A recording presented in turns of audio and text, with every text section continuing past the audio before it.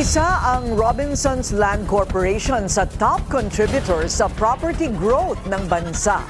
At dahil jam-packed ang 2025 para sa RLC, asahan ng mas pinalakas nilang mga development sa susunod na taon. Ang detalye sa agenda report ni Paulo Barcelon. Isa ang bridge town sa pagitan ng Quezon City at Pasig sa mga premier development ng Robinsons Land sa Metro Manila. Kaya naman ang mga residente ng kalapit na mga lugar, todo pasyal ngayong Christmas season sa Bridgetown dahil maluwag na, maaari pang mapagsabay ang work, play at leisure. Kada December, madalas kong iniikot yung mga anak ko sa mga pasyalan para ma-enjoy din nila yung December. Peaceful siya kapag gusto mong mag-isip-isip. Ito yung get to go.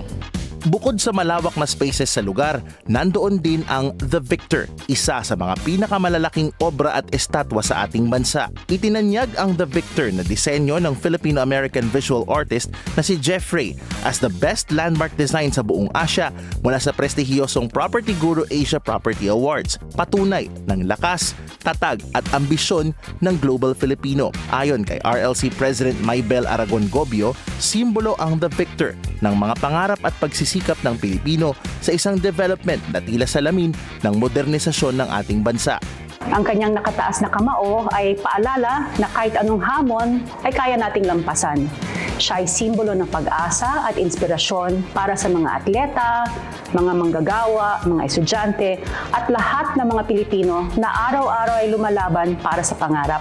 Bukod sa Bridgetown, kilala rin ang Robinsons Land sa buong Pilipinas na isang matatag at prestihiyosong real estate developer ng mga shopping mall, offices, hotels and resorts, residences, estates at logistics. At dahil sa galing at talino ng Pilipino, nakilala rin ang ilang prime properties ng RLC sa Property Guru Awards, gaya ng Best Co-working Space sa GBF Center 1 sa Bridgetown, Best Completed Luxury Condo Development para sa The Residences at the Westin Manila, Best Lifestyle Retail Development para sa The Mall sa New Star sa Cebu, Best Hospitality Developer para sa Robinsons Hotels and Resorts, at ang Best Luxury Developer Award para sa Robinsons Land Corporation. Dagdag pa ng RLC, patunay raw ang awards na ito sa kakayanan ng Filipino developers na makipagsabayan sa mga kasama nito sa rehiyon, at patunay ito ng kanilang kontribusyon sa economic gains ng bansa.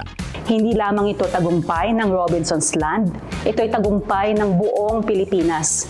Nang nalaman naming tinalo natin ang mga entry mula sa ibang bansa, mas lalo naming naramdaman na ang Filipino artistry at vision ay tunay na world class.